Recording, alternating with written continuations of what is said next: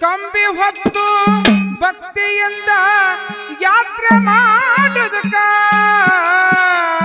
ಕಂಬಿ ಹೊತ್ತು ಭಕ್ತಿಯಿಂದ ಯಾತ್ರೆಯ ಮಾಡುದಕ್ಕ ಶ್ರೀಶೈಲಗಿರಿಯೊಳಗ ಮಲ್ಲಿನಾಥ ತೊರೆದ ಕೆಳರಿ ತನ್ನ ಬೆಳಕ ಶ್ರೀಶೈಲಗಿರಿಯೊಳಗ ಮಲ್ಲಿನಾಥ ತೋರಿದ ತನ್ನ ಬೆಳಕ